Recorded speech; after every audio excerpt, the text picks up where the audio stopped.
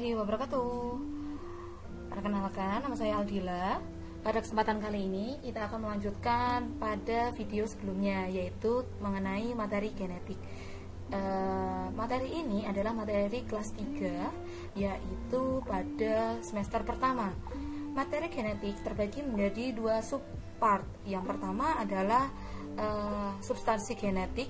Kalian akan mempelajari DNA, RNA, kromosom, tata letaknya, perbedaan-perbedaan di antara substansi dan materi genetik itu yang kamu bisa pelajari pada video yang pertama. Setelah kamu melakukan pembelajaran mengenai video yang pertama, saatnya kita akan mempelajari mengenai materi genetik pada sub bagian yang kedua, yaitu mengenai replikasi DNA, serta kamu akan mempelajari bagaimana sih sebenarnya DNA protein itu terbentuk, atau kita mempelajari sintesis protein. Sebelumnya, silahkan kalian buka buku kalian dulu, catatan kalian, persiapkan headset atau speakernya supaya terdengar dengan lebih jelas. Yuk kita mulai. Oke, sekarang kita akan membahas mengenai apa sih sebenarnya alasan tubuh kita wajib melakukan sintesis protein. Seperti yang kamu tahu bahwa sintesis itu dari kata pembentukan. Jadi, kita wajib membentuk protein di dalam tubuh kita. Alasannya, ternyata kamu tahu bahwa protein itu berasal dari berbagai macam makanan, yaitu berasal dari sumber hewani maupun nabati. Beberapa makanan yang kita makan itu nantinya akan diproses untuk membentuk suatu protein yang sangat dibutuhkan oleh tubuh kita. Contohnya sangat vital digunakan dalam pertumbuhan, mulai dari kita balita kemudian beranjak ke dewasa, sangat memerlukan protein. Nah, protein itu memiliki beberapa keunggulan, diantaranya dia menyimpan atau cadangan nutrisi tubuh kita, kemudian menjadikan sebagai alat transportasi bagi senyawa-senyawa kimia melalui apa? Melalui aliran darah kita. Kemudian protein juga sangat dibutuhkan dalam pembentukan sel-sel tubuh kita, enzim dalam tubuh kita, penyeimbang pH kita, serta cairan di dalam darah kita. Nah, seperti itu. Jadi banyak sekali fungsinya, yang itu sebagian kecil ada lagi pembentukan hormon dan sebagainya. Tubuh kita berarti sangat krusial membentukkan protein di dalam waktu yang sangat panjang, mulai dari kita bayi hingga saat dewasa. Nah, kemudian sebenarnya bagaimana sih cara untuk pembentukan protein itu sendiri? Di dalam teori dalam biologi itu dikenal dengan istilah central dogma theory. Apa itu central dogma theory? Yaitu teori pembentukan protein.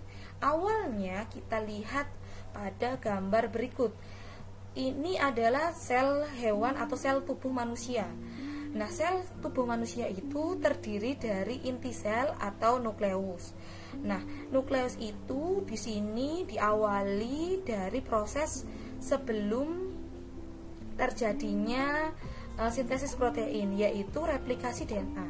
DNA wajib mereplikasi, kemudian melalui tahap berikutnya adalah transkripsi.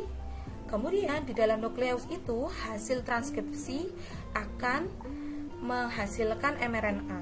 Nah, RNA itu berjenis messenger. RNA itu ditransferkan atau dikeluarkan dari nukleus menuju ke sitoplasma ini. Kemudian pada sitoplasma ini terjadilah proses translasi. Nantinya di dalam translasi ini bertujuan untuk pembentukan protein. Ini adalah teori central dogma dari DNA yang terreplikasi, kemudian melalui transkripsi akan menjadi RNA. RNA-nya adalah jenis mRNA. Kemudian ditransferkan ke sitoplasma untuk menjalani proses translasi yang nantinya hasil akhirnya adalah polipeptida atau protein berantai panjang. Kalau kamu lihat bagan seperti ini, jadi kamu bisa tahu bahwa dari DNA replication itu akan berulang-ulang, kemudian terjadi sintesis protein. Stepnya ada 2, yaitu transkripsi dari DNA menuju ke RNA, translasi dari RNA menuju ke protein. Nah, di sini ada cross feedback, artinya apa? Atau kita sebut sebagai panah bolak-balik. Pada proses transkripsi itu dari DNA ke RNA itu, maka kita bisa membentuk lagi DNA. Jadi apa? Itulah kita sebut sebagai reverse transcription. Oke, sekarang kita akan mempelajari bagaimana sebenarnya central dogma itu lebih detailnya. Ketika di tubuhmu banyak sel, kemudian kita zoom, ternyata di dalamnya banyak sekali part-part atau bagian-bagian dari sel. Salah satunya adalah nukleus. Di dalam nukleus itu terdapat kromosom yang merupakan bagian dari untaian DNA dan nantinya akan mereplikasi. DNA replikasi itu akan dilanjutkan ke proses sintesis protein. Sintesis protein itu diawali dari pembentukan replication fork seperti ini, yaitu seperti garpu replikasi yang nantinya akan membentuk mRNA. Nah, seperti ini untaian yang sudah terbentuk akan membentuk mRNA. Inilah mRNA. Karena posisinya masih berada di inti sel, untuk proses selanjutnya itu mRNA wajib dikeluarkan. Kemana? Dikeluarkan dari inti sel menuju ke bagian pori-pori dari inti sel, menuju ke bagian sitoplasma. Dari sitoplasma ini proses sintesis protein itu akan berlangsung, yaitu proses transkripsi dan translasi mRNA, transkripsi dan translasi mRNA menuju apa? Menuju ke protein. Jadi nanti akan membentuk protein. Itu ya, kira-kira uraian singkatnya bagaimana central dogma itu. Oke, sekarang kita akan mempelajari lebih lanjut mengenai replikasi DNA. Perhatikan mengenai gambar di bawah ini. Ada satu sel di mana di dalamnya itu terdapat inti sel. Nah, ketika di dalam inti sel itu saya cek itu ada banyak sekali kromosom. Ketika kromosom itu saya zoom, ternyata banyak sekali untaian panjang, yaitu benang-benang kromatin. Benang kromatin saya zoom lagi, ternyata isinya adalah DNA. DNA ini atau kita sebut untaian DNA ini ternyata ada part-part tertentu yang kita sebut sebagai gen 1, gen 2, gen 3 dan seterusnya. Masing-masing gen itu yang nantinya akan apa? Membentuk protein 1, protein 2, protein 3, protein 4 dan sebagainya. Peristiwa tersebut sebenarnya replikasi DNA itu telah kita pelajari, di mana di video yang pertama, yaitu ada 3 teori yang dikemukakan oleh Watson and Crick, yaitu konservatif, semi konservatif dan dispersif. Di antara ketiga itu ternyata yang paling mendekati teori yang asli atau yang paling sering terjadi di dalam tubuh kita itu adalah semi konservatif, di mana yaitu terdapat satu new DNA dibentuk dari old DNA, dan kemudian ini juga new DNA dibentuk dari old DNA. Jadi 1 menjadi 2, yaitu new DNA. Nah, seperti ini. Kemudian ketika sudah membuka seperti ini, single DNA itu nanti akan masing-masing melakukan tahapan di mana dia akan melakukan replikasi pada masing-masing, sehingga akan terbentuk 2 pasang DNA untaian baru, yaitu apa? Yaitu pada DNA helix yang pertama dan DNA helix yang kedua. Kalau saya ilustrasikan itu seperti ini. Saya memiliki satu buku yang dimana terdapat berbagai macam rumus atau bahasan yang penting dalam pembelajaran. Saya ingin mengkopinya supaya ketika nanti saya mengambilnya itu saya memiliki beberapa kopiannya. Nah, ketika saya ingin mengkopinya, saya ingin sama persis dengan cetakan yang pertama, maka kita akan melalui proses replikasi DNA tersebut. Nah, apa sih sebenarnya tujuan dari replikasi DNA? Nah, tujuan dari replikasi DNA adalah untuk membentuk untaian DNA baru yang tujuannya sangat jelas. Ketika nanti kamu akan melakukan pembelahan sel, 1 jadi 2, 2 jadi 4. Nah, melalui mitosis, meiosis itu ketika akan pembelahan turut serta substansi genetikanya, yaitu apa? Yaitu DNA-nya turut serta diturunkan dari indukan ke anaknya. Melalui apa? Tentu saja replikasi DNA. Paham ya sekarang? Oke.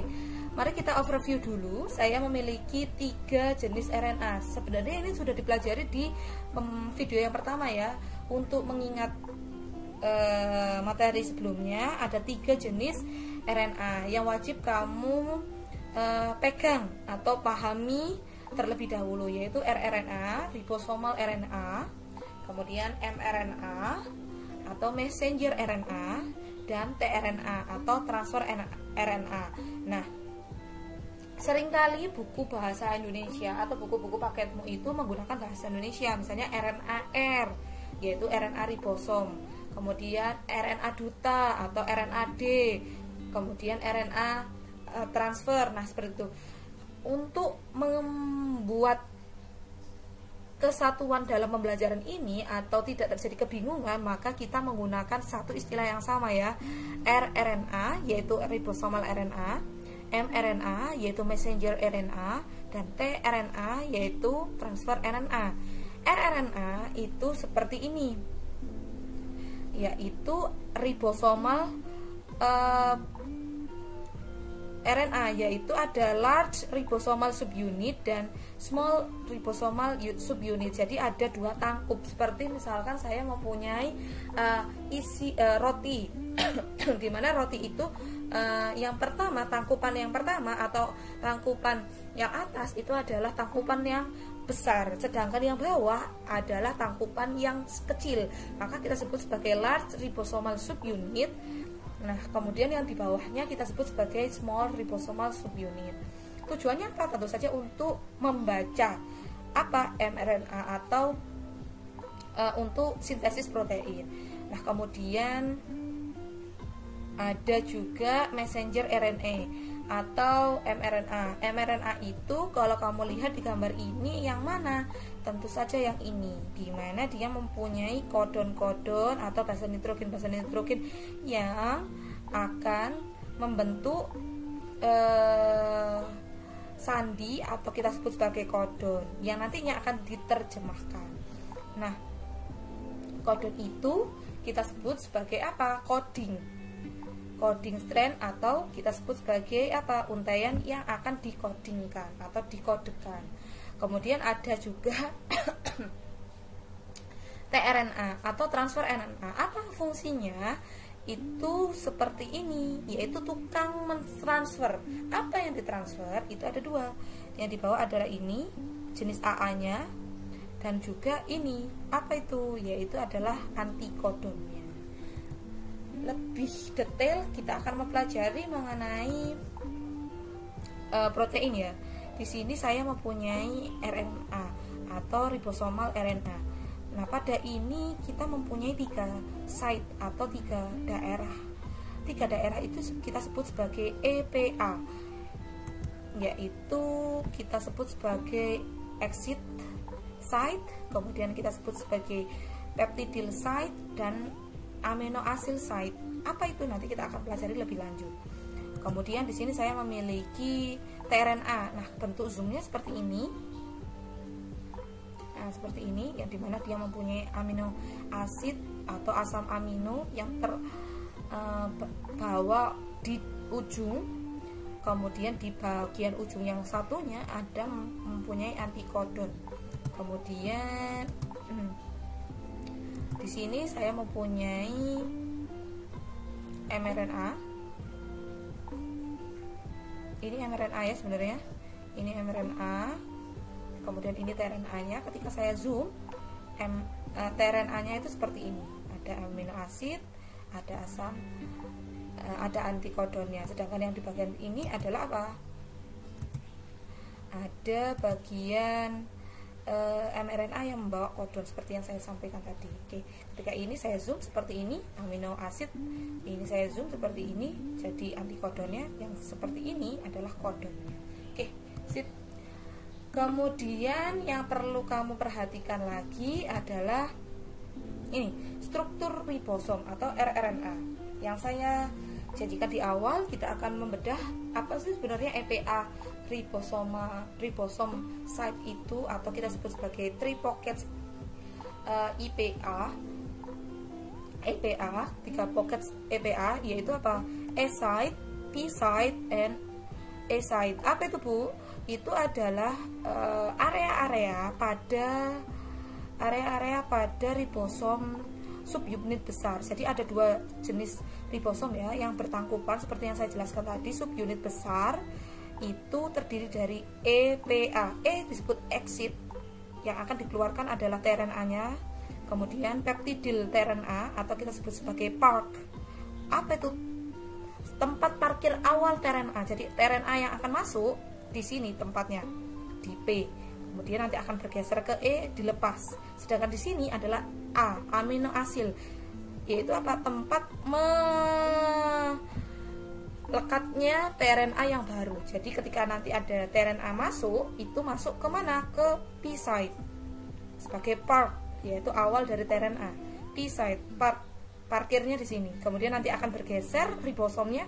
Kemudian E ditempatkan untuk exit tRNA. Nah, ini akan keluar.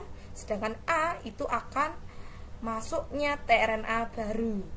Kemudian di sini ada subunit kecil ribosomal. Yang perlu saya sampaikan lagi itu adalah ada kodon. Satu kodon atau kode genetik itu tersusun atas 3 basa nitrogen. Nah, itu wajib kamu ketahui. Oke. Selanjutnya ada beberapa istilah pada sintesis protein yang sintesis protein dan replikasi DNA ya. Ini dua-duanya dibutuhkan ya. Itu ada 5 istilah yang wajib kamu ketahui terlebih dahulu, yaitu ada topoisomerase, kemudian ada DNA polimerase atau RNA polimerase, helikase, primase, dan ligase. Jadi ini adalah apa sih sebenarnya? Ini sebenarnya adalah istilahnya enzim-enzim yang berperan. Lebih tepatnya ini berguna ketika kamu nanti akan mempelajari proses replikasi DNA. Nah, apa yang kamu harus pegang istilahnya topoisomerase, DNA polimerase, dan semuanya itu diakhiri dari ase. Artinya ini semua adalah enzim. Enzimnya berfungsi spesifik, yaitu seperti topoisomerase. Dia kita sebut sebagai selecting. Apa yang diselect? Yaitu dia menandai FBS. Apa itu FBS? First binding site, atau orang-orang menyebutnya adalah the origin binding site. Awalan. Jadi kalau untaiannya panjang, DNA itu panjang, kita mau mulai dari mana sih sebenarnya untuk mereplikasi DNA? Nah, ini topoisomerase itu fungsinya untuk ini. Apa itu? Menandai inilah awalannya dari untaian yang panjang itu ini. Saya ingin di posisi yang ini. Nah, kita sebut sebagai first binding site, atau orang-orang menyebutnya OBS, origin binding site. Sama saja. Tujuan yang lain adalah untuk merenggangkan DNA strand. Nanti itu kan akan dibuka DNA-nya. Tujuannya selain merenggangkan, juga mencegah terjadinya ketika sudah dibuka, jangan sampai memilin lagi. Kan dia double helix, akan direnggangkan sehingga akan menjadi single helix DNA.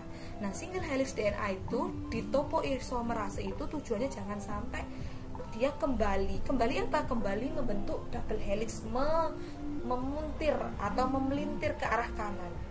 Nah, fungsi yang kedua atau bagian yang kedua adalah DNA polimerase, atau kita juga nanti akan mendapatkan istilah RNA polimerase. Kita sebut sebagai builder. Apa itu? Merangkai, membentuk apa? Untaian atau membaca untaian DNA atau basa nitrogen, membentuk apa? Untaian DNA baru. Jadi builder ini merangkai atau membentuk, atau orang-orang ngomongnya adalah membaca apa? Untaian basa nitrogen itu akan membentuk untaian baru DNA. Kemudian ada helikase itu kita sebut sebagai unzipping. Unzipping itu apa? Seperti selerekan. Fungsinya apa unzipping itu? Seperti membuka selerekan, yaitu apa? Membuka double helix DNA menjadi single DNA. Kemudian ada juga primase, yaitu enzim sebagai inisiator. Inisiator apa?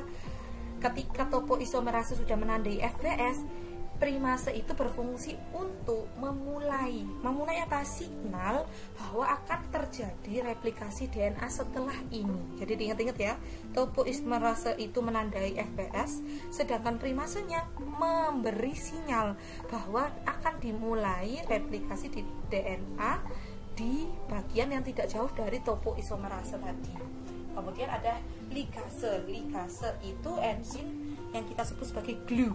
Apa itu istilah glue? Glue itu seperti lem yang apa? Menghubungkan atau melekatkan fragmen-fragmen DNA. Nanti itu ada bagian yang masih lubang-lubang. Dia akan berfungsi untuk istilahnya menambal atau melekatkan fragmen-fragmen yang ada potongan-potongannya. Oke, kita overview sedikit. Topoisomerase sebagai selectin apa? FBS. Kemudian DNA polimerase atau RNA polimerase itu sebagai builder, yaitu sebagai perangkai atau pembentuk untaian baru. Kemudian kita sebut sebagai yang ketiga adalah helicase, yaitu unzipping, yaitu memutus atau membuka ikatan hidrogen. Primase itu ditandai untuk sinyal, ayo kita memulai DNA replikasi ini gitu ya. Kemudian ligase itu kita tandai sebagai glue atau pelekatan fragmen-fragmen DNA yang masih terjadi lubang-lubang atau kosong-kosong itu. Oke ya, bagaimana prosesnya? Yuk kita mulai. Oke, sekarang kita akan menjelaskan mengenai bagaimanakah proses pembentukan atau tahapan replikasi DNA. Replikasi DNA itu dibagi 3 tahapan utama, yaitu inisiasi atau pengenalan, tahap dimana awal untuk pengenalan area-area yang nantinya akan direplikasi. Kemudian yang kedua adalah elongasi. Elongasi itu atau kita istilahkan adalah sintesis dan pemanjangan. Sintesis untaian baru dan pemanjangan antiparalel DNA. Jadi seperti itu. Kemudian yang tahapan yang ketiga adalah terminasi, yaitu tahapan akhir untuk pengecekan, perbaikan DNA, kemudian pelepasan seluruh part-part yang sudah tidak dibutuhkan. Jadi ada 3 proses utamanya, inisiasi, elongasi, dan terminasi pada replikasi DNA. Bagaimana prosesnya? Mari kita lihat video berikut. Seperti yang kamu tahu, ini adalah untaian double helix DNA yang mengulir. Ketika saya rentangkan, maka akan terbentuk seperti ini. Ini merupakan pasangan DNA yang mempunyai pasangan juga basa nitrogennya yang sesuai pada DNA, yaitu C dengan G dan A dengan T. Perlu kamu ingat-ingat bahwa pada video yang pertama saya sudah jelaskan bahwa dia itu memiliki antiparalel, yaitu arah fosfatnya berlawanan. 5 aksen dengan 3 aksen akan mempunyai berhadapan dengan pasangan yang lain, yaitu 3 aksen dan 5 aksen. Oke ya, seperti itu. Kemudian ketika akan terjadi proses replikasi DNA, apa yang harus dilakukan? Oke. Sebenarnya di sini tidak dijelaskan secara detail, yaitu sebelum terjadinya adanya enzim helikase diawali dari enzim tropoisomerase, di mana sebenarnya di daerah sini. Tapi beberapa animasi atau beberapa buku itu tidak dijelaskan. Nah, enzim topoisomerase ini awalnya berada di sini misalkan. Topoisomerase itu kita sebut sebagai awalan atau kita sebut sebagai first binding site atau FBS, yaitu area awal replikasi di antara untaian double helix yang panjang itu. Oke, ketika sudah enzim topoisomerase menentukan FBS atau first binding site, kemudian datanglah helikase ini. Apa fungsi helikase itu? Yaitu membuka untaian. Untaian yang awalnya double helix itu menjadi single helix seperti ini, yang kita sebut sebagai replication fork. Apa itu replication fork? Nah seperti ini. Apa itu replication fork? Itu adalah seperti garpu replikasi yang membuka dari untaian ganda DNA menjadi single strand DNA. Nah seperti ini. Dari single strand DNA nanti akan terbentuklah untaian yang baru. Jadi dari ini adalah untaian lama atau induk, nanti akan kita bentuk untaian baru. Seperti apa prosesnya? Oke, kita cek. Oke. Nah, pembentukannya diawali dari adanya enzim primase. Masih ingat ya kamu sebenarnya enzim primase itu buat apa? Enzim primase itu adalah enzim yang berfungsi untuk mengawali replikasi DNA itu dimulai, di mana di bagian itu akan membentuk RNA primer. Nah, kita cek akan membentuk RNA, basa nitrogen RNA akan membentuk RNA primer, kita sebut sebagai ini RNA primer. Nah, ini kita akan bentuk sebagai RNA primer. Nah, RNA primer itu selanjutnya bagaimana? Akan masuk atau akan terikat dengan DNA polimerase. Masih ingatkah kamu DNA polimerase? Ya, dia sebagai builder, yaitu pembaca atau pembentuk DNA baru. Ketika primasenya sudah oke, kita akan membentuk atau mengebuild DNA baru. Bagaimana? Ya tentu saja dengan DNA basa nitrogen. Nah, seperti itu. Arahnya perlu saya sampaikan bahwa arahnya wajib dari arah 5 ke 3. Nah, karena tadi di sini adalah 5 ke 3, maka dia akan membentuknya untaian barunya seperti ini, seret ke arah ke kiri, yaitu dari pasangan 5 ke 3. Nah, 5 ke 3 seperti ini, seret akan membentuk seperti ini. Inilah yang kita sebut sebagai leading strand. Apa itu leading strand? Yaitu arah pembentukan DNA dengan kontinu atau dengan tanpa hambatan sama sekali, yaitu dari arah 5 ke 3. Kenapa bisa 5 ke 3? Dari sini kan sebenarnya untaian yang lama atau induknya itu sebenarnya kan berapa? 5 ke 3. Karena di sini 3, berarti di sini ada 5 dan di sini ada 3. Maka tidak ada hambatan sama sekali, langsung ke sini seret. Sampai kemana? Sampai ke posisi replication fork tadi. Nah, seperti ini. Nah, sampai kemana? Ke replication fork dan di enzim tadi, helikase tadi. Diingat-ingat, enzim helikase tadi awalnya di depannya dari enzim topoisomerase tadi. Fungsinya buat apa? Ketika sudah kita unzipping, membuka supaya nggak akan melilit lagi. Nah, Pak, untuk apa? Untuk mencegah terganggunya leading strand itu. Oke, asip ya. Oke. Nah, masalahnya kita ada di lagging strand. bagaimanakah proses lagging strand? Kamu sudah mempelajari mengenai leading strand. Nah, dari posisi mana? 5 ke 3 indukannya, kemudian DNA polimerase membuild dari posisi 5 ke 3. Proses detailnya kamu sudah ada pada video sebelumnya. Nah, tadi saya bilang bahwa bagaimanakah masalahnya ketika pada untaian yang kedua, yaitu proses pada lagging strand, yaitu ini lagging strand. Kenapa? Karena arahnya awalnya induk adalah 5 ke 3 ke 5, kemudian pasti akan membentuknya akan kesulitan. Lagging strand yaitu apa? Wajib dari posisi 5 ke 3. Berarti harus bagaimana? Perhatikan seperti ini prosesnya. Oke, RNA primase datang seperti tadi ya awalnya, tapi pada part-part tertentu, potongan-potongannya, tapi arahnya kemana? Tetap 5 ke 3. Jadi posisinya dari sini, seret. Dari mana? Dari kiri ke kanan, seret ke sini. Kalau ini tadi, nah ini langsung kan dari kanan ke kiri, seret, bagus, seret, oke lancar.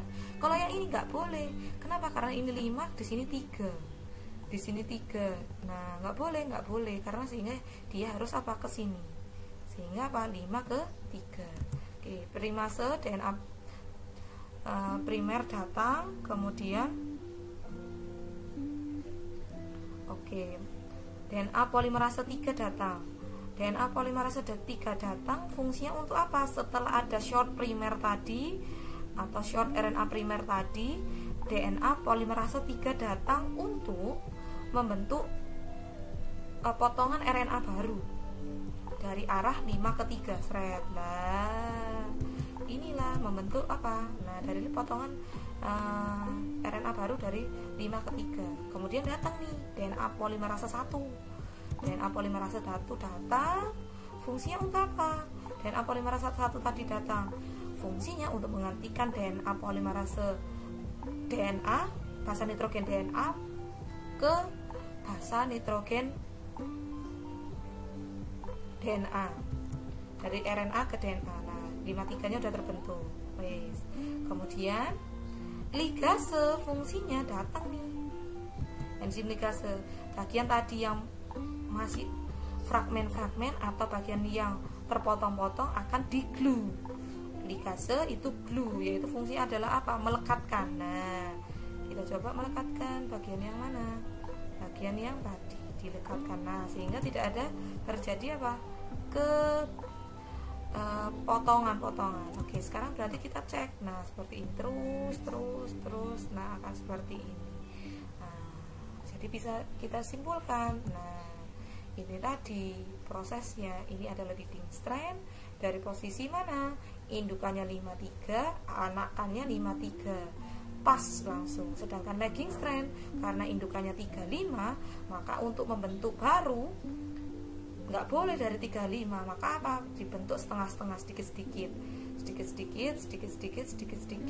dari mana? RNA primase, kemudian membentuk RNA primer nanti akan masuk digantikan oleh DNA polimerase 3. DNA polimerase 3 itu untuk membentuk ini, satu untaian basa nitrogen RNA. Kemudian DNA polimerase 1 datang, fungsinya untuk menggantikan RNA ke DNA. Kemudian DNA ligase datang untuk apa? Untuk mengecek apakah ada bagian yang terpotong-potong dan dilekatkan kembali antara satu ikatan basa nitrogen dengan basa nitrogen yang lainnya. Oke ya, coba kita cek lagi. Nah, seperti ini. Oke, bentukannya seperti ini. Nah datang, keluar. Nah,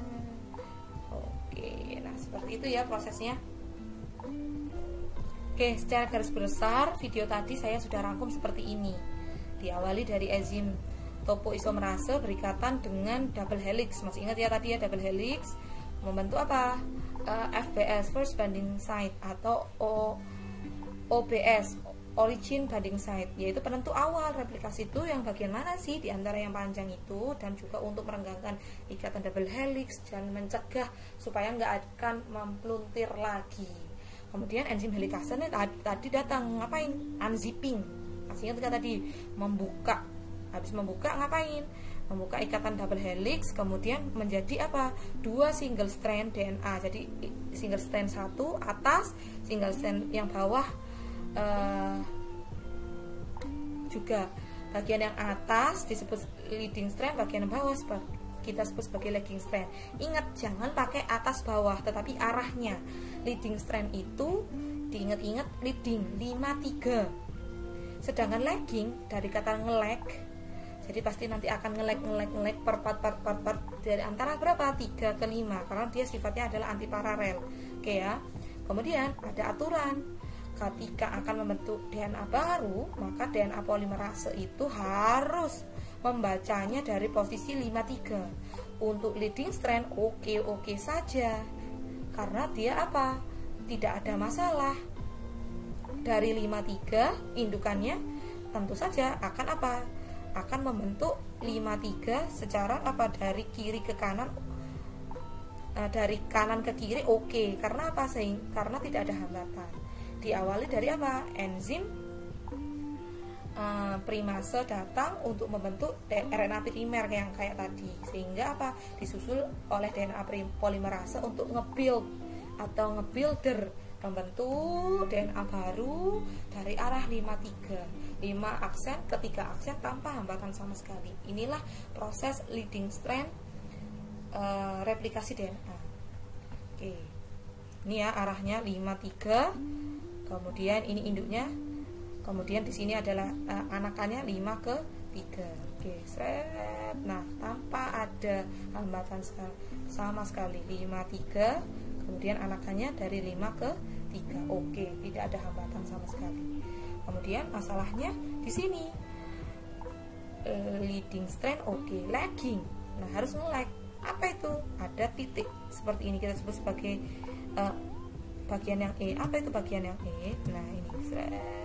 Oke, part-partnya yaitu apa? Dari posisi 5-3. Kenapa harus di part-part? Karena di sini 3-5 di sini ya, sehingga di sini pasangannya adalah 3 dan 5. Padahal tadi aturannya berapa? 5 ke 3. Jadi harusnya ke sini. Dari mana? Kiri ke kanan. Ini juga sama, seret, kiri ke kanan. Alhasil part 1 sudah dibentuk, part 1 sudah dibentuk seperti ini.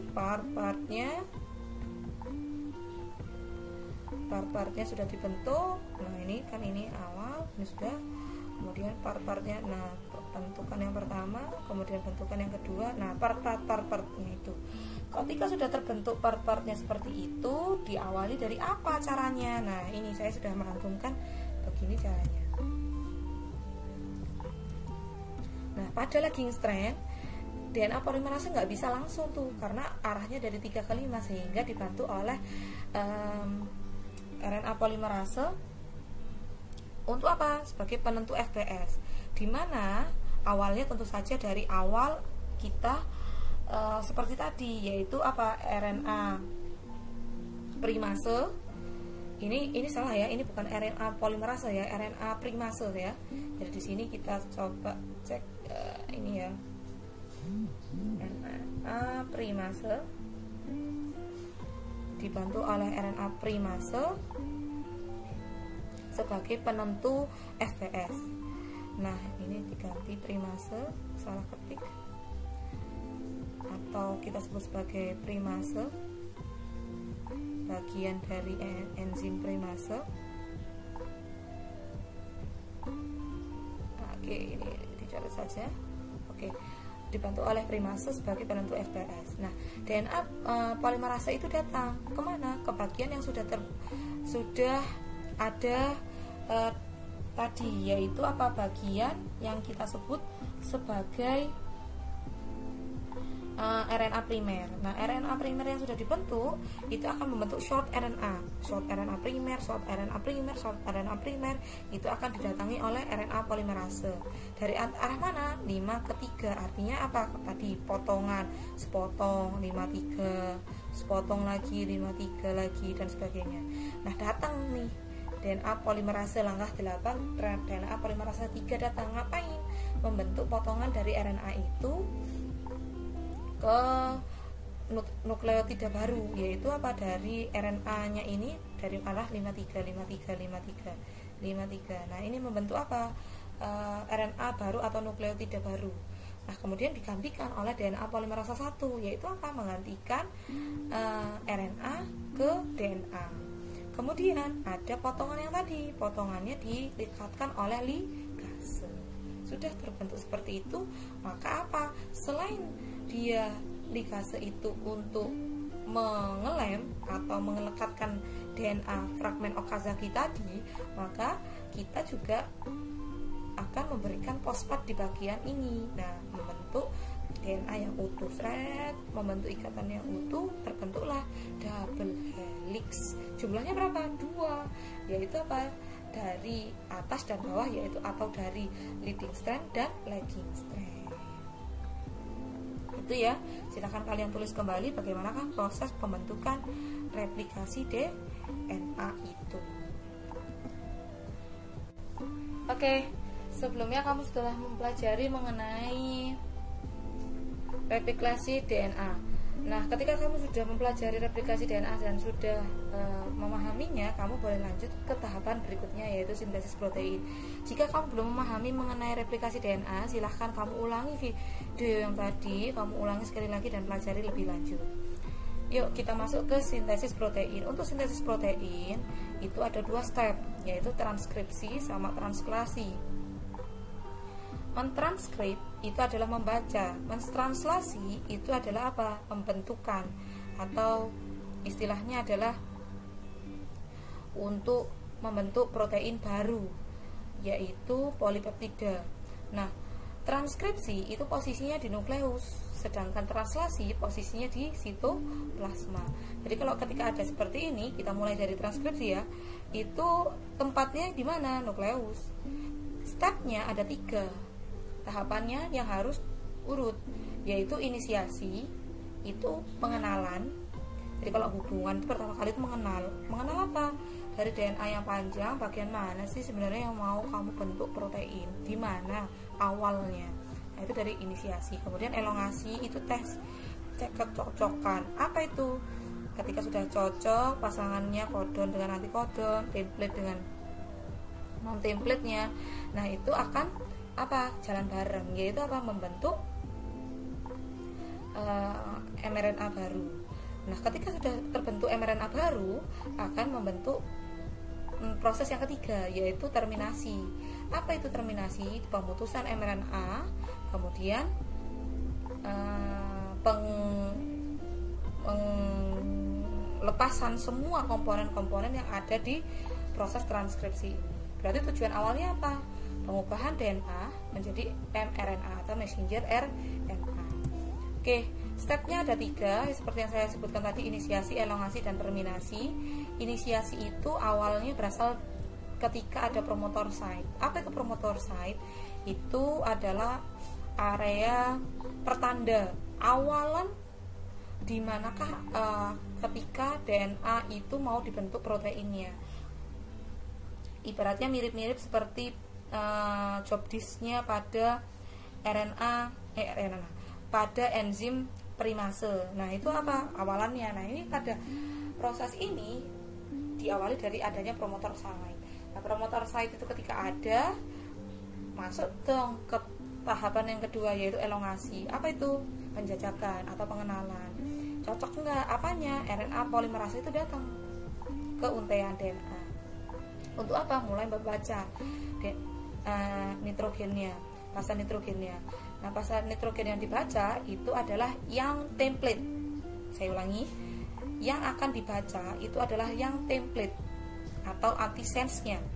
Nah, ketika itu berarti arah template-nya itu di mana caranya atau bagaimana caranya untuk mengetahui itu adalah DNA template-nya, itu arahnya.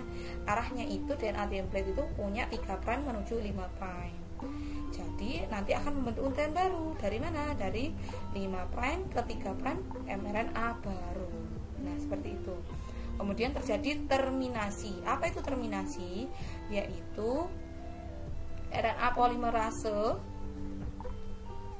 yang sudah mentok sampai ke daerah terminator site. Apa itu terminator site? Bagian ujung dimana sudah nggak bisa dikode lagi atau nggak bisa dibaca lagi. Kalau sudah nggak bisa dibaca lagi, nah itu saatnya pasti ada sesuatu, biasanya itu akan terbentuk seperti loop.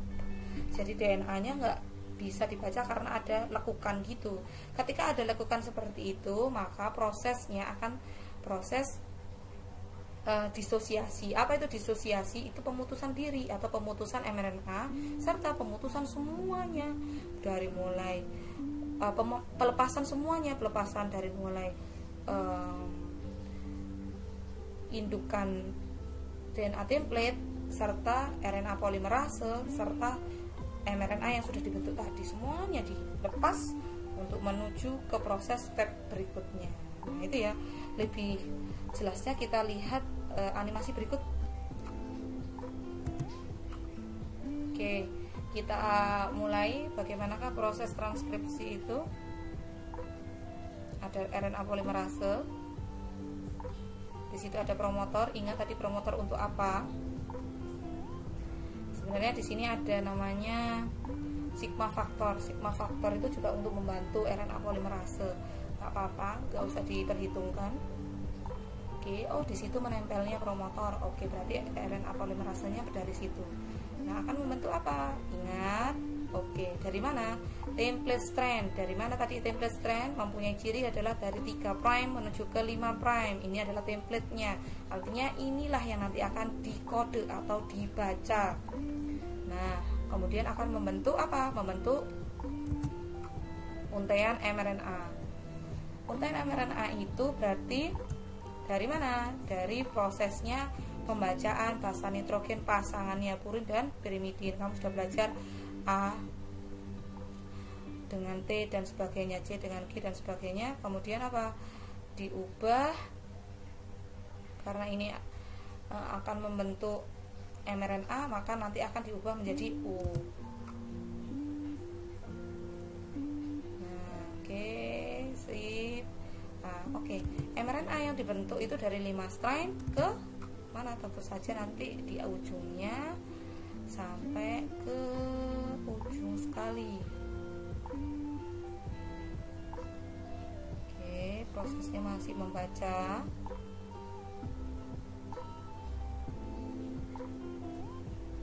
Oke, sampai pada posisi terminator site atau bagian akhir. Apa yang terjadi pada terminator site? Nah, ini dia yang saya sebut sebagai membentuk seperti loop atau ada semacam pelekukan sehingga tidak mampu untuk dibaca kembali. Oke, kemudian akan terjadi terminasi. Apa? Semuanya akan dilepas. mRNA-nya akan dilepas dari 5' ke 3', RNA polimerasenya akan dilepas, kemudian semuanya akan dilepas. Inilah adalah proses inisiasi, elongasi, dan terminasi pada proses transkripsi. Oke ya. Oke, setelah kamu mendapatkan mRNA dari proses transkripsi tadi, maka proses selanjutnya adalah sebelum dari nukleus itu diarahkan atau dibuang menuju ke sitoplasma, maka mRNA itu yang sudah terbentuk itu akan dilakukan suatu perbaikan. Apa itu? Dikarenakan mRNA yang terbentuk tadi itu masih dalam bentuk pre-mRNA. Pre-mRNA itu artinya seperti ini. Oke, ada bagian di mana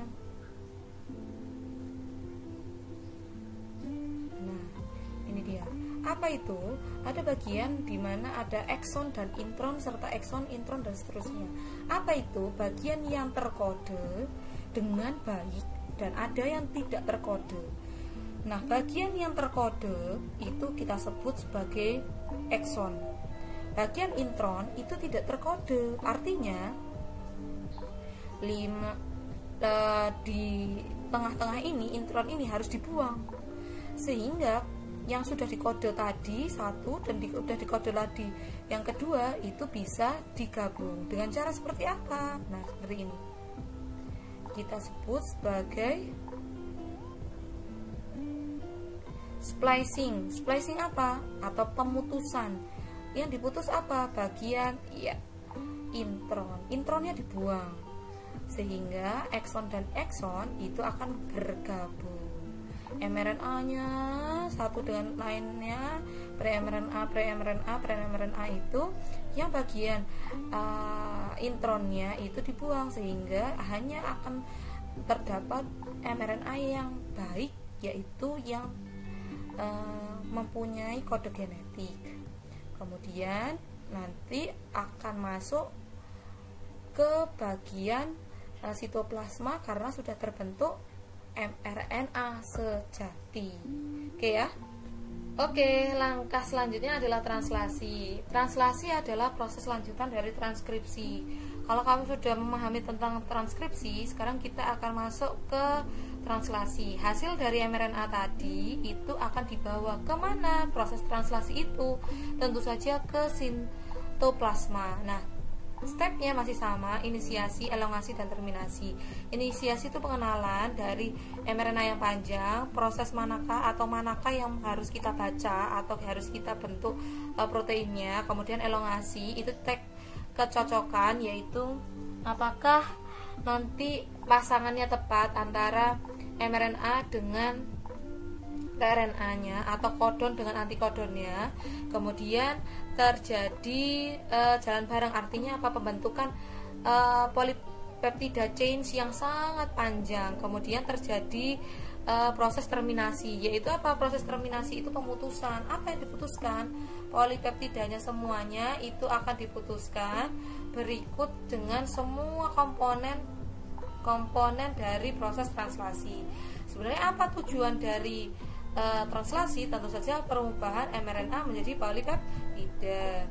Nah, sebelum kamu menyaksikan ini prosesnya translasi, videonya, kamu harus wajib tahu dulu bahwa terdapat kodon itu, satu kodon itu terdiri dari 3 basan nitrogen, 1 kodon, 2 kodon, 3 kodon, dan seterusnya. Tetapi ada juga kodon yang spesial, di mana dia melalui start kodon dan stop kodon. Start kodon itu di kode AUG, sedangkan stop kodon di kode UGA, UAG, dan UAA. Untuk apa? Start kodon tentu saja untuk mengawali, sedangkan stop kodon untuk apa? Mengakhiri pembacaan oleh rRNA. Oke ya. Nah, kalau kamu lihat di tabel itu seperti ini. Nanti akan kamu cek atau patokkan. Tadi ingat 3 basan nitrogen itu 1 kodon. Dari mana? Dari basan nitrogen pertama, kedua, dan ketiga disambung. Saya mau start, berarti gimana? A, pasangan yang pertama. Kemudian yang kedua adalah saya mau U. Kemudian saya yang ketiga adalah G. Jadi gimana? A, U, G. Di sini posisinya A, U, G adalah methionine atau start codon. Nah, seperti itu ya. Oke, kita sekarang masuk ke proses bagaimanakah caranya pembentukan polipeptida untayan atau kita sebut sebagai polypeptide chains. Polypeptide chains itu adalah untaian protein yang terbentuk melalui proses yang kedua, yaitu translasi. Translasi diawali dari 3 step, yaitu terdapat 3 step, yaitu inisiasi, elongasi, dan terminasi. Inisiasi itu biasanya diawali dari perkenalan. Perkenalan apa? Kodon start. Kodon start itu dibawa oleh ini, salah satu nanti dibawa oleh tRNA. tRNA itu nanti akan membawa apa? Membawa kodon start yang nantinya awal dari proses inisiasi. Yuk kita cek. Ya, ini ada ribosom seperti yang saya katakan sebelumnya, bahwa ribosom itu terdapat E site, P site, E site. Oke. Ini juga ada mRNA yang hasil dari proses sebelumnya, yaitu transkripsi. Oke. Diawali dari apa? Adanya ini dulu. Inisiasi itu diawali dari adanya tRNA yang telah membawa salah satu dari kodon start, yaitu apa? Methionine. Nah, ini berada di mana? Diletakkan di kode P atau site P, park, yaitu kode awal parkir dari tRNA yang membawa codon start. Kemudian di sini juga ada tRNA baru. tRNA baru itu tentu saja akan masuk ke A, ke bagian sisi A. Dia membawa energi yang kita sebut sebagai GTP. Nah, ketika nanti pasangannya cocok, apanya kodonnya antara mRNA, yaitu kita sebut sebagai kodon, dan tRNA yang kita sebut sebagai antikodonnya, itu cocok, maka bisa. Kalau seperti ini, apakah cocok? A dengan C, G dengan C, G dengan A. Nah, kodonnya tidak cocok dengan tRNA-nya. Jadi yang menyebabkan tidak cocok apa? tRNA yang dibawa. tRNA yang dibawa ini tidak sesuai dengan kodonnya. Jadi yang menyesuaikan siapa? tRNA. Kalau tRNA-nya nggak cocok, ya sudah, tidak terjadi apa-apa, akan dikeluarkan. Nah, ganti yang tRNA baru yang cocok. Oke, kita cek A dengan U, C dengan G, kemudian C dengan G. Ingat, karena ini mRNA, maka A dengan U. Karena ini sesuai, apakah yang terjadi? Oh, ternyata tidak sesuai. Oke, ternyata sesuai. Nah, kita cek. Karena sudah sesuai, GTP mengubah menjadi GDP. Apa itu? Energinya dilepas dari 3 fosfat menjadi 2 fosfat. Oke, ketika itu sudah dilepas energinya. Oke, selanjutnya apa yang terjadi? Selanjutnya kita perlu, nah seperti itu. Apa itu? Memasangkan asam amino awal dengan asam amino yang baru. Nah, seperti itu, dengan apa? Ikatan hidrogen, sehingga ini nggak punya asam amino lagi. Oke, nah kemudian bergeser. Ingat, yang bergeser itu adalah ribosomnya.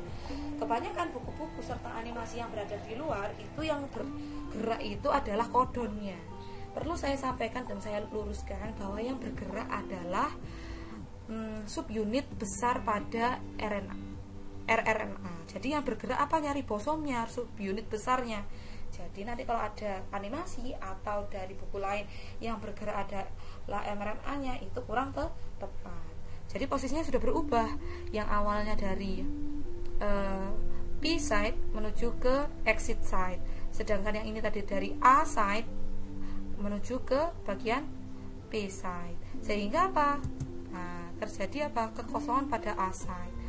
Kemudian A site atau sisi A itu bergabung dengan energi, minta energi baru GTP, diubah nanti akan jadi GDP lagi. Nah, untuk apa? Mengubah posisi subunit kecil tadi ke sini. Nah, sehingga siap bertangkup lagi. Gitu. Oke, dilepas lagi, A site-nya hilang. Oke, masuklah GTP yang baru atau pasangan tRNA yang baru. tRNA yang baru membawa apa? Membawa energi baru. Nah, sehingga apa? Kalau di sini penuh, di sini nggak boleh tuh, exit harus dikeluarkan. Nah, seperti itu. Oke, maka akan berlanjut GTP. Nah, ini akan di sini, ini juga lagi, ambil energi lagi, ini berubah lagi, di sini apa? Nah, dan seterusnya. Oke ya, itu adalah proses inisiasi, kemudian proses elongasi, kemudian proses terminasi. Khusus untuk terminasi, ini nanti terminasi itu ini nanti akan pecah atau ini nanti akan putus. Untuk apa ini putus? Terminasi. Jadi polipeptida, rantai polipeptida yang sudah panjang itu nanti akan putus. Kenapa? Karena disebabkan kodonnya itu sudah pada kodon stop, sehingga tRNA manapun tidak akan bisa match, sehingga akan memutuskan ikatan polipeptida ini, serta akan membubarkan subunit besar, subunit kecil, semuanya akan dibubarkan. Itulah proses terminasi. Jadi itu ya tadi prosesnya: inisiasi, pengenalan awal, tRNA masuk ke P, kemudian elongasi, yaitu apa? Pemanjangan. Long kan pemanjangan, pemanjangan, apa yang dipanjangkan? Itu adalah untaian polipeptida. Kemudian yang proses yang terakhir adalah terminasi. Apa itu terminasi? Yaitu proses pelepasan atau proses untuk melepas dari ikatan rantai polipeptida. Disebabkan apa? Biasanya nanti akan disebabkan RF, releasing factor enzim tertentu itu keluar untuk apa? Memutus ikatan hidrogen yang disebut RF, biasanya seperti itu, dan membubarkan semuanya, subunit besar, subunit kecil, semuanya akan dibubarkan. Nah, itu adalah proses translasi. Oke. Nah, step-stepnya itu bisa dilihat pada uraian berikut ya, inisiasi. Nah, seperti itu kamu bisa stop, kemudian mulai mengerjakan atau menuliskan satu persatu step by stepnya yang tadi saya ceritakan melalui video tadi, powder start, mRNA, pada mana, p-site, kemudian elongasi. Nah, ini seperti ini prosesnya. Kamu bisa pakai kata-katamu sendiri tadi bagaimana caranya. Seperti itu. Kemudian di sini juga ada proses terminasi, diawali dari RF, releasing factor, pada apa? Menempati E-site pada sisi A, kemudian apa? Untaiannya terlepas, kemudian terminasinya semuanya terlepas, semuanya polipeptidanya semua terlepas, kemudian apa? Akan membentuk untaian panjang asam amino yang kita sebut sebagai polipeptida. Nah, seperti itulah proses dari translasi. Nah, nanti proses dari polipeptida itu berakhir ketika apa? Ketika itu semua sudah terjadi atau terbentuk, itu akan ditransfer kemana? Ke seluruh tubuh bagian yang spesifik dengan tujuan yang tertentu. Contoh misalnya saya ingin membentuk enzim apa? Protein ini yang akan saya peroleh untuk saya membentuk enzim, maka cek posisinya mana, misalnya amilase posisinya di mulut dan sebagainya. Saya ingin membentuk hormon apa? Oke, protein ini untuk membentuk hormon tertentu di posisi tertentu. Oh, kemudian saya ingin membentuk apa? Sel baru. Di mana posisinya? Di kulit. Kemudian masuk ke kulit. Nah, sebagian itu. Jadi polipeptida itu sangat penting peranannya di seluruh tubuh kamu. Oke, sekarang latihan soal ya. Soalnya itu biasanya seperti ini, part tertentu, kemudian kamu disuruh mencari beberapa soal yang berkaitan dengan sintesis protein. Perhatikan soal berikut. Kemudian disuruh, nah ini ada 3' ke 5'. Ingat-ingat tadi 3' ke 5' pada posisi awal inisiasi kita sebut sebagai apa? DNA antisense atau DNA template. Nah, DNA template ini adalah DNA cetakan awal yang mana kamu diminta untuk apa? Carilah DNA sense-nya atau yang enggak berkode tadi, kemudian mRNA-nya, kemudian tRNA-nya, dan jenis polipeptidanya. Diingat-ingat tadi mRNA-nya, RNA-nya, dan jenis polipeptidanya. Maka gimana caranya?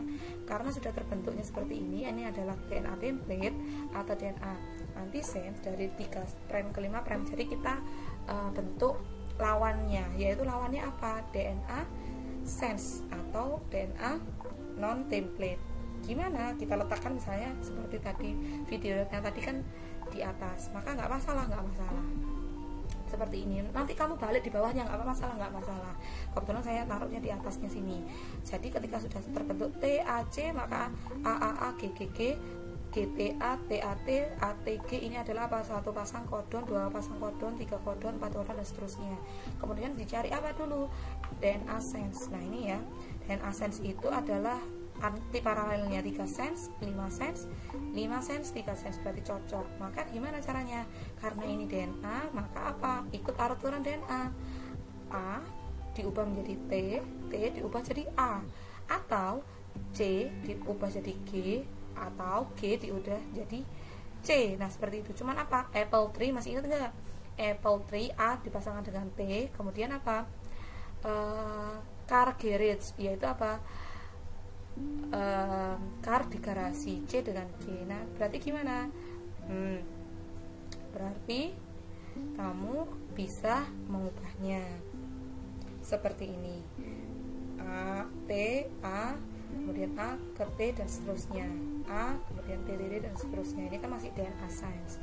Kemudian kamu disuruh cari apa? DNA RNA kodon. RNA kodon itu kita sebut sebagai apa? mRNA. Jadi kalau ini prosesnya adalah transkripsi, ini sudah masuk ke translasi. Karena apa? Karena mRNA ingat, mRNA itu yang nantinya akan dibaca. Nah, mRNA itu kita sebut sebagai kodon. Kenapa? Karena dia adalah mengkode. Karena nanti yang akan dibaca, ingat kan, mRNA itu dibaca. Dari mana berarti? Ingat, kalau mRNA itu berarti berasal dari mana?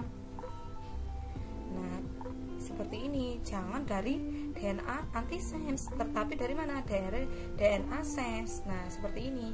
Kenapa? Karena dari pasangannya 5 kita akan apa? Ubah ke sini. Nah, jadi di sini. Nah, kita ubah di sini. Jadi gimana? Dari RNA kodon itu dari ini DNA sense diubah hanya apa? Semuanya, rumusnya adalah semuanya sama kecuali T diubah jadi U. Nah, seperti itu. Jadi gimana? A dengan A kodon itu ya, P dengan U, G dengan G semuanya sama kecuali T dengan U. Karena apa? Karena ini adalah yang mengkode. Mengkode itu diubah dari DNA ke RNA. Karena RNA T diubah jadi U. Jadi diingat-ingat, T diubah jadi U, sedangkan yang lain sama semua. Nah, seperti itu. Jangan sampai kamu salah. Salah apa? Salah mengubah dari DNA sense misalnya kamu. DNA antisense jangan, karena harusnya dari DNA sense. Nah, seperti itu. Kemudian kamu akan sudah ketemu nih mRNA-nya sudah ketemu, mRNA-nya sudah ketemu.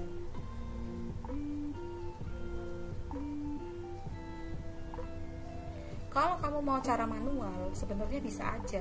Cara manualnya seperti apa? Cara manualnya boleh dari antisense ke kodon, boleh. Yaitu apa? Yaitu kamu bisa mengubah dari posisi yang mana T itu jadi A itu jadi U, C itu jadi G. Nah, seperti itu. Karena apa? Karena ini DNA ubah jadi RNA. Pakai aturannya DNA mengubah jadi RNA, boleh.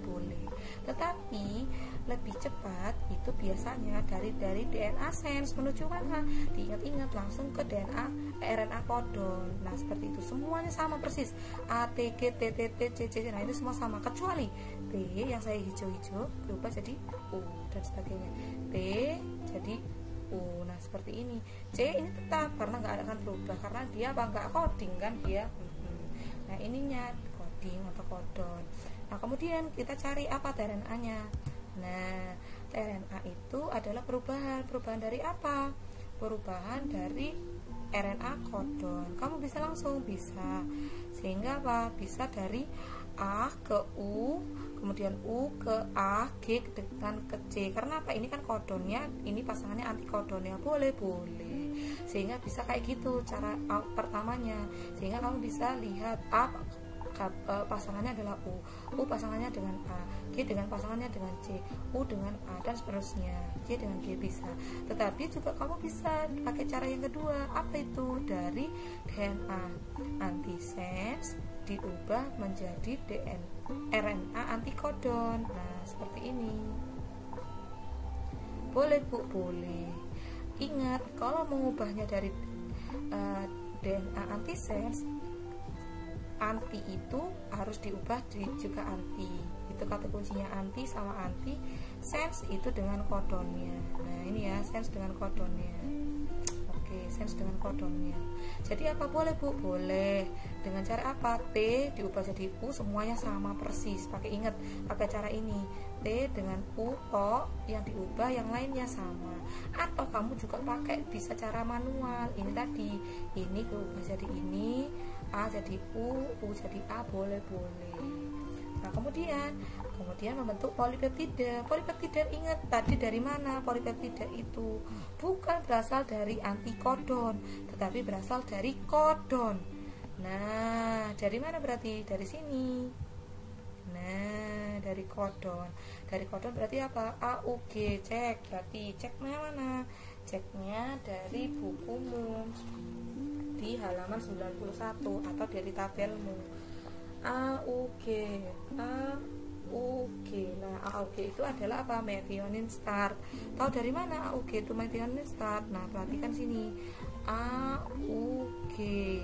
Nah, ini ya, AUG adalah methionine start. Ingat-ingat codon stop itu AUG, codon start itu AUG, codon stop itu ada 3, yaitu UAA, UAG, dan UGA. Dilihat dari mana? Bukan dari tRNA, tetapi dari codon atau mRNA ya. Oke. Kemudian terbentuklah seperti ini, metionin, kemudian ini UUU. Nah, ini adalah fenilalanin dan seterusnya. Diingat-ingat, yang dilihat adalah RNA codon. Nah, seperti itu. Jadi kamu bisa pakai cara manual atau bisa cara cepat, tetapi kamu harus paham gimana sih sebenarnya prosesnya.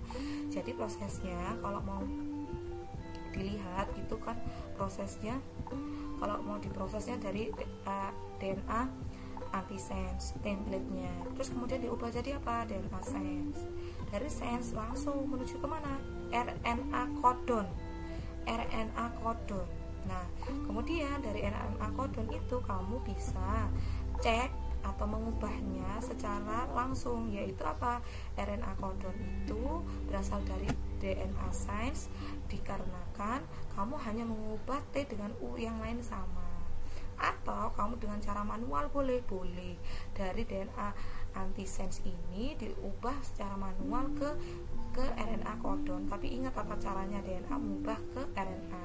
Kemudian kamu bentuk RNA codon, antikodon. RNA antikodon, ingat anti ke anti, jadi kemana? 5' ini diubah jadi sini 5' juga. Kenapa? Karena anti sama anti semuanya persis, pakai acara apa? Perubahan T dengan U saja. Atau kamu juga boleh secara manual, yaitu apa? RNA codon diubah menjadi antikodon. Tetapi kamu ingat caranya adalah A dengan U dengan A. Ingat sudah RNA maka lebih mudah. Kemudian polipeptida dibentuk dari apa? Bukan dari antikodon, tetapi dari kodon. Sudah itu saja caranya. Kalau kamu mau lihat secara detail itu prosesnya seperti ini. Jadi diingat-ingat caranya adalah ini adalah template-nya. Ini adalah yang mengkode. Jadi ini awalannya. Sebenarnya ini adalah awalannya 1, kemudian ini adalah 2, kemudian di sini adalah 3, kemudian di sini adalah 4, kemudian di sini adalah 5. Sebenarnya ini adalah step-stepnya adalah untuk mengerjakan soal seperti ini. Tapi terkadang ada cara cepat, di mana terkadang kalau kamu membutuhkan waktu yang cepat untuk mengerjakan soal ABC-an, kamu perlu nggak step-stepnya 1 ke 2, 2 ke 3, 3 ke 4, ke 3 ke 5. Nah, itu bisa diakalin dengan cara apa? Dengan cara seperti ini shortcutnya. DNA sense yang ini sense itu kamu bisa untuk mencari mRNA. Nah, seperti ini. Tinggal diubah apa? T dengan U-nya saja. Nah, seperti ini. Kemudian DNA antisense itu dengan tRNA. Antisense ini tRNA dengan ini dengan tRNA. Jadi ini warna biru. Nah, ini warna orange tadi, sekarang warna biru. Nah, seperti ini. Ingat, rumusnya masih sama, semuanya sama kecuali T diubah jadi U. Kemudian mRNA ini bisa untuk mencari apa? Polipeptida yang ungu ini. Yaitu apa? Caranya adalah semuanya diubah atau dibentuk, dilihat, dicek apa AUG ini pasangannya dengan apa, polipeptidanya UU pasangannya dengan apa. Jadi bisa dilihat, jadi pasangannya adalah 2 dengan 3, kemudian 1 dengan 4, kemudian 3 dengan 5. Nah, itu adalah rumusnya, cara cepatnya. Oke ya, sip ya. Silahkan sekarang kamu latihan. Oh iya, ini adalah proses transkripsi. Kalau diingat-ingat, ini DNA sense dan DNA antisense atau template dan non template itu itu adalah proses transkripsi, sedangkan ini adalah proses translasi, yaitu apa? Dari mRNA menuju ke polipeptida. Jadi diingat-ingat seperti itu. Oke, sekarang kamu mengerjakan soalnya seperti apa? Oke, ada basa nitrogen seperti ini, atau kamu juga punya ya. Kemudian kita masuk ke soalnya. Inilah soalnya. Silahkan coba latihan 1. Perhatikan urutan berikut. Urutan berikut ini saya nggak mengatakan ini DNA apa, tapi saya katakan bahwa ini DNA dari proses atau dari arah 5' ke 3'. Ingat-ingat, tadi 5' ke 3' adalah DNA apa?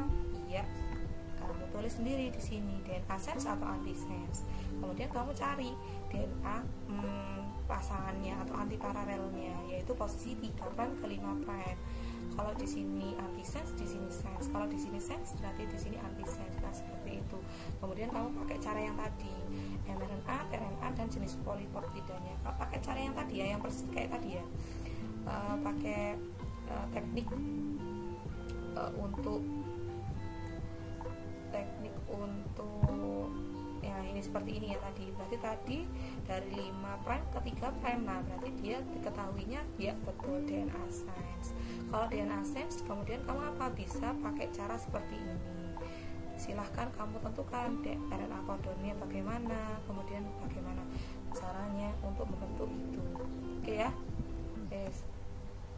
Kemudian saya katakan, setelah kamu mengerjakan soal latihan nomor 1, silahkan kamu kerjakan soal latihan nomor 2.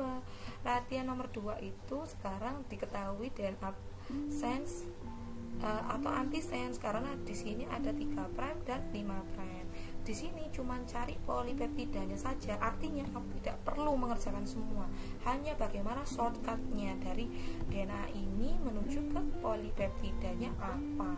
Udah seperti itu. Kira-kira seperti itu latihan yang kamu bisa lakukan di rumah.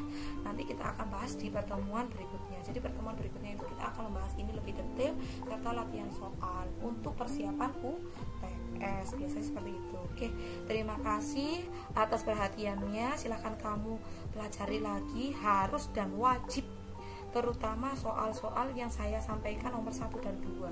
Oke, jangan lupa di like, di share, di subscribe untuk pembelajaran kita kali ini materi sintesis, replikasi dan sintesis protein. Sampai jumpa untuk materi berikutnya. See you. Wassalamualaikum warahmatullahi wabarakatuh.